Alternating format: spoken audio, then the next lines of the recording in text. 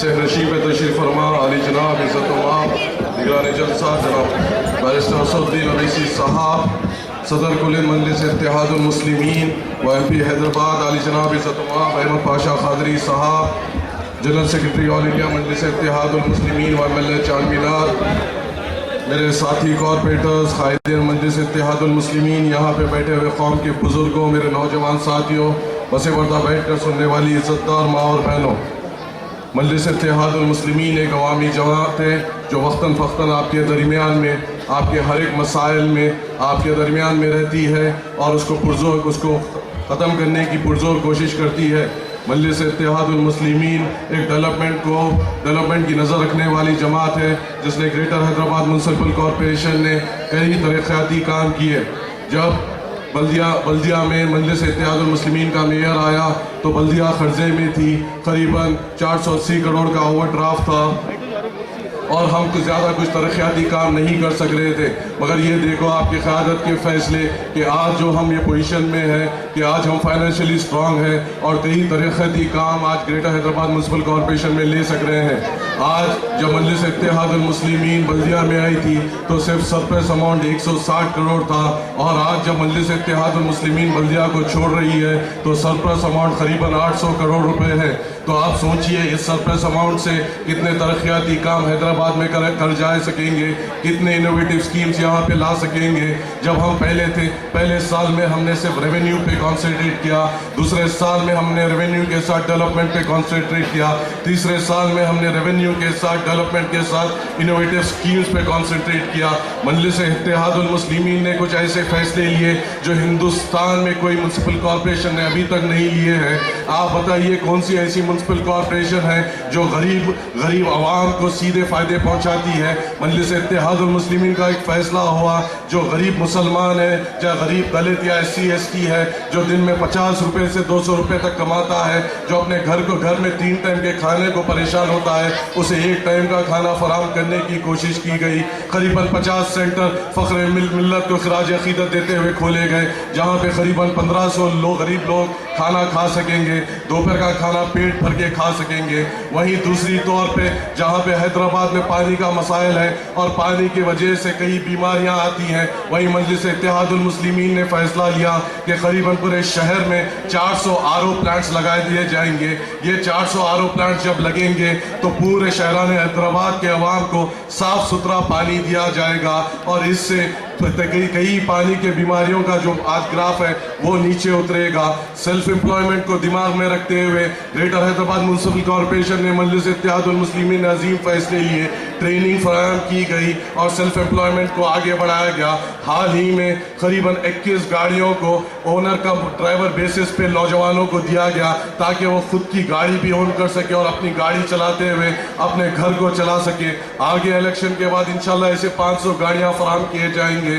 شی cab کے نام پہ جو بے روزگار جو خواتین تھے ان کو گاڑیاں فراہم کی گئی اور کئی انوویٹو سکیمز لائے گئے۔ آپ دیکھیے جو مڈل کلاس فیملی ہے اور جو اپر کلاس فیملی ہے جو اپنے بچوں کو نرسری سے پہلے کنڈر گارڈن میں تعلیم فراہم کرتی ہے، ان کے بچے تو اچھی تعلیم جو بیسک تعلیم ہے وہ فراہم ہو جاتی ہے، مگر ان بچوں کا کیا گناہ ہے جو بلو پاورٹی لائن رہتے ہیں، جن کے والدین قریباً 50 سے 100 روپے تک کماتے ہیں اور نرسری سے پہلے کی بیسک تعلیم نہیں حاصل کر سکتے۔ مجلس اتحاد المسلمین نے ایک عظیم الشان فیصلہ لیا کہ ہر کارپوریٹ وارڈ میں قریباً 10 ڈے کیئر سینٹر فراہم کیے جائیں گے جہاں پہ غریب عوام اپنے اولاد کو وہاں پہ چھوڑ سکے گی اور اسے نرسری سے پہلے کی بیسک تعلیم حاصل ہو سکے گی۔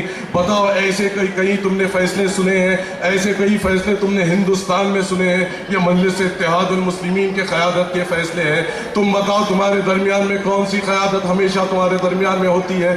تمہارے ایک آواز پہ، تمہارے ایک کال پہ، صدر مجلس کے حکم پہ کوئی بھی قائدین مجلس آپ کے درمیان میں آ جاتے ہیں، آپ کے مشکل میں آپ کے سامنے ٹھہرتے ہیں اور آپ کے مسائل کو حل کرنے کی پرزور کوشش کرتے ہیں۔ بتاؤ ایسی سہولت تمہیں کہیں مل سکتی ہے؟ ایک دارالسلام میں پورے دروازے کھلے رکھ کے صدر مجلس آپ کا استقبال کرتے بیٹھتے ہیں تاکہ آپ وہاں پہ ڈائریکٹ آ سکیں، ان سے ملاقات کر سکیں، آپ کے مسائل ان کے سامنے رکھ سکیں، MLAs کے سامنے رکھ سکیں۔ بتاؤ ایسی کوئی سیاسی جماعت जमात है जो तुम्हारे लिए दरवाजे खुले रखकर हमेशा तुम्हारा इंतजार कर सकती है, तुम जवाब नहीं दे पाओगे। आज देखो, तुम्हें देखना होगा, अब इंतखाबात है, तुम्हारे दरमियान में सब लोग आएंगे, पर तुम्हें ये भी एहसास होना पड़ेगा कि मजलिस सिर्फ इंतखाबात के टाइम पे नहीं, मजलिस तो इंतखाबात के दूसरे दिन से तुम्हारे दरमियान में और आपके मसाइल के वास्ते जिद्दोजहद करती है।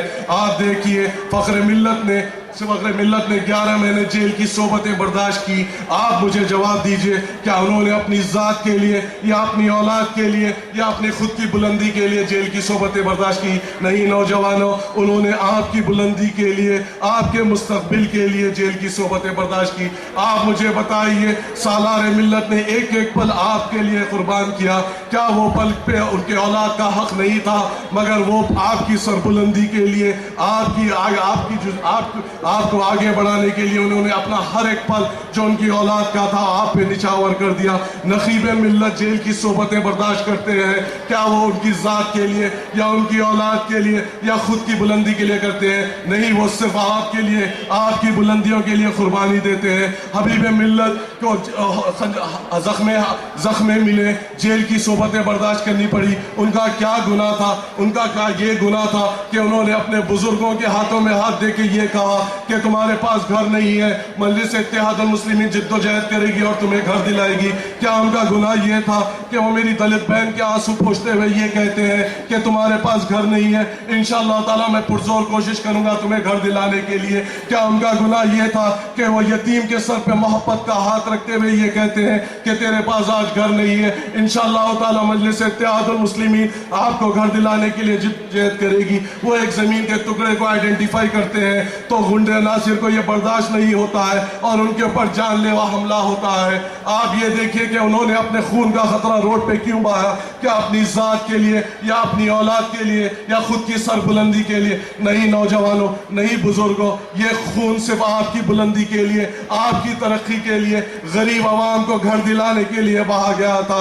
एक एक खून का खतरा, के खून का खतरा आपसे सवाल करता है, फ़ख्र मिल्लत का एक एक पल आपसे सवाल करता है, सालार मिल्लत का एक एक पल आपसे सवाल करता है, नखीब मिल्लत की एक एक तकलीफ आपसे सवाल करती है कि हमने हमारी हर वक्त आपकी बुलंदियों के लिए निछावर कर दी और आपकी सरबुलंदियों के लिए की। हमने हमारे घर को वक्त नहीं दिया, सिर्फ आपके लिए जिद्दोजहद करें, जिसका आज ये जिंदा मिसाल है कि हम सुकून से रह सक रहे हैं, हम बाहर जाके कमा सक रहे हैं और घर में बहुत बुलंदियाँ कर सक रहे हैं। हमें ये चीज़ों को दिमाग में रखना पड़ेगा और इंशाअल्लाह ताला मजलिस के पीछे ठहरना पड़ेगा। इंशाअल्लाह 30 अप्रैल को इंतखाबात है, आपको मजलिस के पीछे ठहरना पड़ेगा और एक एक वोट इस्तेमाल करना पड़ेगा। इंशाअल्लाह ताला हम मुत्तहिद रहेंगे, एक साथ रहेंगे, सदर मजलिस के पीछे चलेंगे, फिर जलसे होंगे, फिर मुखालिफ करेंगे। वो आखिर दावा अल्हम्दुलिल्लाह रब्बिल आलमीन।